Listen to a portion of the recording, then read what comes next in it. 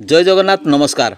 आसंतु नजर पकेबा आज Mayurbhanj जिलार top news update कौन सब रही किंतु ता पूर्व आपण मानक गोटे अनुरोध भिडियोटी को शेष पर्यंत देखि आपणकर सुचिंतित मतामत दिंतु एवं भिडियोटी को लाइक करंतु। आजर प्रथम खबर जगन्नाथ खुंटा निकट ट्रक दुर्घटना चलीगला चालकों जीवन।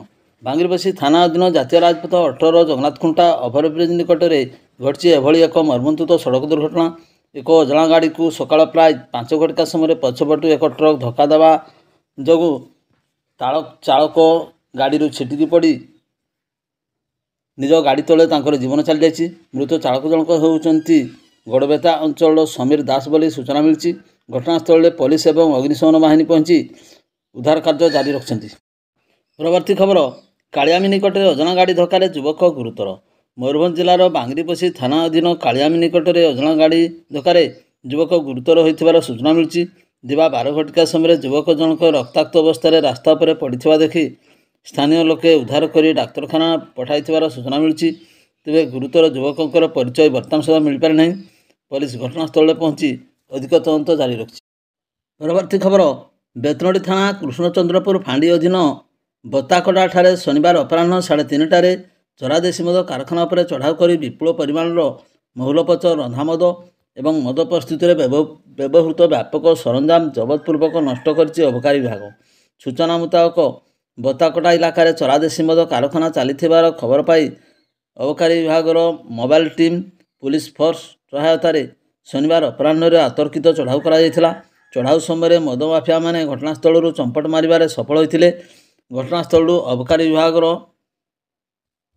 टीम को 1000 रु ऊर्ध्व किलोग्राम महुलपच 100 लिटर रंधामद समेत मद प्रस्तुति में व्यवहृत व्यापक सरंजाम गुड़ी को जबतपूर्वक नष्ट करसहित घटनास्थल बहु संख्यक प्लास्टिक ड्रम जार्किन समेत आलुमिनियम डेक्ची गुड़ी को जबत कर कार्यालय को अणा एने एक मामला रुजु कर अधिक तदंत जारी रखी अबकारी विभाग। परवर्ती खबर बेतनोडी थाना कृष्णचंद्रपुर फांडी अधीन तुंगासवा ग्राम में साप धरवा जाई सर्प दंशन में मृत्युवरण करथिबा घटना शनिवार मामला रुजु कर शव व्यवच्छेद पूर्वक शनिवार अपराह्न 4टार मृतदेह परिवार वर्ग को हस्तांतरित कला पुलिस। मृतक जनक होउचंती तुंगाधुआ ग्रामर स्वर्गत नरेंद्र देहुरींकर 57 वर्षीय पुओ शीतल देहुरी।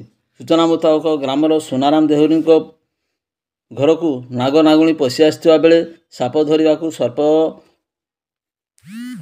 धराली भाव में बेस परिचित तथा गुणिया शीतल देहुरी को खबर दि जाइथिला। खबर पाई शीतल देहुरी घरे पहुंची प्रथमे गोटे गोखर साप को धरवे सफल होते। अन्य गोखर सापटी को धरवा को जाउथिबा बेले उक्त सापटी शीतल बाम गोड़ को दंशन करथिला। सर्प दंशन गुरुतर शीतल को उद्धार कर बारिपदा जिला मुख्य डाक्तरखाना को नहीं जाइथिले सुधा सेठारे तांकर मृत्यु घटिथिला। एने कृष्णचंद्रपुर फांडी अधिकारी एएसआई सुतार कुमार महांत शनिवार 22 नंबर रे एक अपमृत्यु मामला रुजु कर शव व्यवच्छेद कर परिवार वर्ग को हस्तांतरित करछंती। परवर्ती खबर बेलडांगरी चंदन चतुरी माधवपुर जगन्नाथपुर अंचलर 6 स्थान में अबकारी विभाग मिलित चढ़ाऊ 2 जन गिरफ जड़े फेरार। शुक्रवार दिन खुंटा उदला बेतनोडी अबकारी विभाग अधिकारी समेत एपीआर फोर्स समेत सहायतार बेलडांगरी चंदन चतुरी माधवपुर जगन्नाथपुर आदि अंचल 6 स्थान में चढ़ाऊ करा बेले मद प्रस्तुति निमंते गच्छित कर रखा 2700 लिटर केजी महुल पच प्रस्तुत कर रखा 322 लिटर महुली मद को विभाग पक्षर जबत करा बेले यही घटना 2 जन अभियुक्त को गिरफ करा बेले अन्य जड़े अभियुक्त घटनास्थल फेरार हो जाइथिबार जଣାपड़ी। वाईसी ममता दास सूचना दी तेबे तांको कोर्ट चालाण करा जाइथिबा बेले अन्य जन को शनिवार दिन कोर्ट चालाण करा जाइछि बोली अपराह्न 4 घटिका समय अबकारी विभाग पक्षर सूचना मिली। परवर्ती खबर विधानसभा परिसर में स्टैंडिंग कमिटी रे अष्टम बैठक में जोगदेले बांगीरपसी विधायिका। बांगीरपसी अंचल समस्या को कले उत्थापन। दिवा 11 घटिका समय विधानसभा परिसर में स्टैंडिंग कमिटी अष्टम बैठक अनुष्ठित होइछि। यह बैठक में जोगदेले बांगीरपसी विधायिका सुश्री संजली मुर्मू श्री मुर्मू यह बैठक में जोगदे बांगीरपसी अंचल विभिन्न समस्या को उत्थापन करछंती। परवर्ती खबर सिंदुरगोरा ग्राम पंचायत ठारे अबकारी विभाग पक्षर स्वास्थ्य शिविर अनुष्ठित। जिला अबकारी विभाग तरफ ନିଶାଦ୍ରବ୍ୟ ତଥା ଅପମିଶ୍ରିତ ବିଷାକ୍ତ ମାଦକ ଦ୍ରବ୍ୟ ବିରୋଧରେ ସଚେତନତା ଅଭିଯାନ ଜାରି ରହିଛି। ଏହି ପରିପ୍ରେକ୍ଷୀରେ ନିଶା ନୁହେଁ ଜୀବନ ଉପରେ ଆଧାରିତ ଏକ ସଚେତନତା ରଥ ପରିକ୍ରମା କରୁଛି। ଏହା ସହିତ ବାରିପଦା ସଦର ଅବକାରୀ ବିଭାଗ ପକ୍ଷରୁ ଜନସ୍ୱାସ୍ଥ୍ୟ ଯାଞ୍ଚ ନେଇ ଶନିବାର ସକାଳ 8ଟାରୁ ଦିବା 12 ଘଟିକା ପର୍ଯ୍ୟନ୍ତ ଏହି ଶିବିର ଅନୁଷ୍ଠିତ ହୋଇଥିଲା। ସିନ୍ଦୁରଗୌରା ଗ୍ରାମ ପଞ୍ଚାୟତର ସ୍ୱାସ୍ଥ୍ୟ ସେବା ଶିବିରରେ ସ୍ୱାସ୍ଥ୍ୟ ଯାଞ୍ଚ କରି ସଚେତନତା କରିଥିଲେ। ଅପମିଶ୍ରିତ ବିଷାକ୍ତ ମାଦକ ଦ୍ରବ୍ୟ ସେବନ ଦ୍ୱାରା ସ୍ୱାସ୍ଥ୍ୟ ସମସ୍ୟା ନେଇ ସଚେତନତା କରାଇ ଔଷଧ ପ୍ରଦାନ କରାଯାଇଥିଲା। ଉକ୍ତ ସଚେତନତା ଅଭିଯାନ ଜିଲ୍ଲା ଅବକାରୀ ଅଧୀକ୍ଷକ ପ୍ରଶାନ୍ତ କହରଙ୍କ ପ୍ରତ୍ୟକ୍ଷ ତତ୍ତ୍ୱାବଧାନରେ ଏକ ସ୍ୱାସ୍ଥ୍ୟ ଟିମ୍ ସହ ସିନ୍ଦୁରଗୌରାଠାରେ ଶିବିର କରିଥିଲେ। ସ୍ଥାନୀୟ ସରପଞ୍ଚ ଆକାଶ ସିଂଙ୍କ ସହଯୋଗରେ ଜନସାଧାରଣଙ୍କ ସ୍ୱାସ୍ଥ୍ୟ ପରୀକ୍ଷା କରାଯାଇଥିଲା। ଉକ୍ତ ଶିବିରରେ ଜିଲ୍ଲା ଅବକାରୀ ଉପ ଅଧୀକ୍ଷକ ତପସ୍ୱିନୀ ନାୟକଙ୍କ ନେତୃତ୍ୱରେ ସଦର ଅବକାରୀ ନିରୀକ୍ଷକ ସ୍ୱପ୍ନା ରାଣୀ ସାହୁ, ସଦର ଅବକାରୀ ଥାନା ଭାରପ୍ରାପ୍ତ ଅଧିକାରୀ ବ୍ରଜମୋହନ ମଲ୍ଲିକ, ଏଏସ୍ଆଇ ପ୍ରହ୍ଲାଦ ବିଶ୍ୱାଳ, କନେଷ୍ଟବଳ ରଜନୀକାନ୍ତ ବେହେରା, ଦେବରାଜ ସାହୁ, ସବିତା ମହାନ୍ତି, ହେମନ୍ତ ପାତ୍ର ପ୍ରମୁଖ ଉକ୍ତ କାର୍ଯ୍ୟକ୍ରମରେ ସାମିଲ ହୋଇଥିଲେ।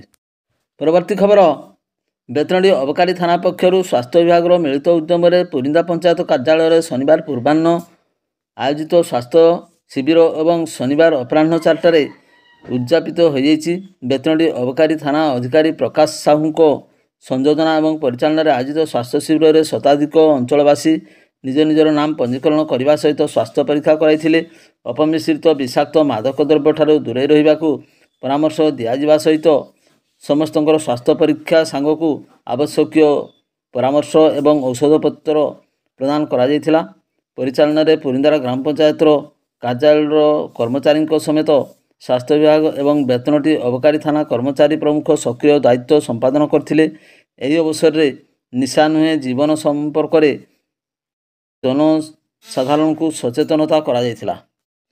ପରବର୍ତ୍ତୀ ଖବର, ବାରିପଦାର ବିଭିନ୍ନ ସ୍ଥାନରେ ପବିତ୍ର ଇଦ୍ ପର୍ବ ପାଳିତ।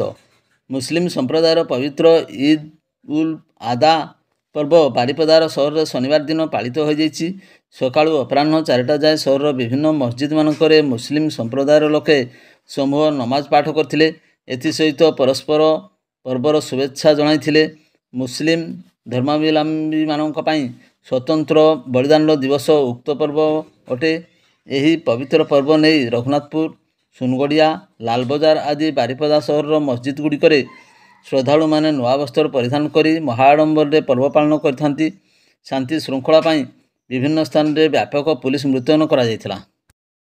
ପରବର୍ତ୍ତୀ ଖବର, ବଡ଼ସାହି ଥାନା ଭୀମଦାଫାଣ୍ଡି ଅଧୀନ ଚେଙ୍ଗୁଆ ମଙ୍ଗଳପୁର ଉପକଣ୍ଠ ନୂଆହାଟ ଫାଦର ସାହିଠାରେ ଅଜଣା ଗାଡ଼ି ଧକ୍କାରେ ରକ୍ତ ଜୁଡ଼ୁବୁଡ଼ୁ ହୋଇ ରାସ୍ତା କଡ଼ରେ ପଡ଼ିଥିବା ଗୁରୁତର ଯୁବକଙ୍କୁ ଶୁକ୍ରବାର ଅପରାହ୍ନ 3:30ଟାରେ ଉଦ୍ଧାର କରି ଡାକ୍ତରଖାନାରେ ଭର୍ତ୍ତି କରାଇଲେ ସ୍ଥାନୀୟ ଯୁବକ।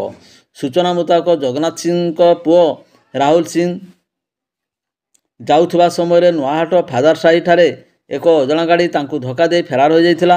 ରାସ୍ତା କଡ଼ରେ ରକ୍ତ ଜୁଡ଼ୁବୁଡ଼ୁ ଅବସ୍ଥାରେ ଚେତାଶୂନ୍ୟ ହୋଇ ପଡ଼ିଥିବା ଗୁରୁତର ରାହୁଲଙ୍କୁ ସ୍ଥାନୀୟ ଗ୍ରାମର ପୋଲିସ ବିଭାଗରେ ଚାକିରି କରୁଥିବା କାର୍ତ୍ତିକ ଚନ୍ଦ୍ର ମାଟିଆ, ଗ୍ରାମର ହରିହର ପାତ୍ର, ବାପି ସିଂ, ହେମନ୍ତ ମଣ୍ଡଳ, ସୁଶାନ୍ତ ମହାରାଣା, ହରିହର ପ୍ରଧାନ, ସୁଶାନ୍ତ ଜେନା, ଗଣେଶ ପ୍ରମୁଖ ଉଦ୍ଧାର କରି ପ୍ରାଥମିକ ଚିକିତ୍ସା ଯୋଗାଇ ଦେବା ସହିତ ଆମ୍ବୁଲାନ୍ସ ଡକାଇ ବାଲେଶ୍ୱର ଜିଲ୍ଲା ମୁଖ୍ୟ ଡାକ୍ତରଖାନାରେ ଭର୍ତ୍ତି କରାଇଥିଲେ। ତେବେ ରାହୁଲଙ୍କ ପକେଟରେ ଥିବା ଆଧାର କାର୍ଡରୁ ତାଙ୍କର ପରିଚୟ ପାଇବା ପରେ ତାଙ୍କ ପରିବାରବର୍ଗ ଏବଂ ପୋଲିସକୁ ମଧ୍ୟ ଖବର ଦିଆଯାଇଥିଲା। ପରବର୍ତ୍ତୀ ଖବର, ବାରିପଦା ସହରର ପଡ଼ାସ୍ତିଆ ଅଞ୍ଚଳରୁ ଘର ସମ୍ମୁଖରୁ ବାଇକ୍ ଚୋରି ନେଇ ବାରିପଦା ଟାଉନ ଥାନାରେ ଅଭିଯୋଗ। ରାତିରେ ଘର ସମ୍ମୁଖରେ ପାର୍କିଂ କରିଥିବା ବାଇକ୍ ଚୋରି ହୋଇଛି। ଏନେଇ ପଡ଼ାସ୍ତିଆ ଅଞ୍ଚଳର ବିଦୁସାଗର ମହାନ୍ତ ବାରିପଦା ଟାଉନ ଥାନାରେ ଲିଖିତ ଅଭିଯୋଗ କରିଛନ୍ତି। ପ୍ରତିଦିନ ଭଳି ସେ ରାତିରେ ଘର ସମ୍ମୁଖରେ ବାଇକ୍ ପାର୍କିଂ କରିଥିଲେ। ତେବେ ବିଳମ୍ବିତ ରାତିରେ ଜନଶୂନ୍ୟ ଥିବା ବେଳେ ଏହାର ସୁଯୋଗ ନେଇ ଚୋରି ହୋଇଛି। ତେବେ ସକାଳୁ ଦେଖିଲା ବେଳକୁ ସେଠାରେ ବାଇକ୍ ନଥିଲା। ବହୁ ଖୋଜାଖୋଜି କରିବା ପରେ କୌଣସି ସ୍ଥାନରେ ବାଇକ୍ ନ ପାଇବାରୁ ସେ ଥାନାରେ ଅଭିଯୋଗ କରିଛନ୍ତି। ଏନେଇ ପୋଲିସ ପକ୍ଷରୁ ସୂଚନା ମିଳିଛି। ଭିଡ଼ିଓଟିକୁ ଶେଷ ପର୍ଯ୍ୟନ୍ତ ଦେଖିଥିବାରୁ ଆପଣଙ୍କୁ ଅଶେଷ ଧନ୍ୟବାଦ।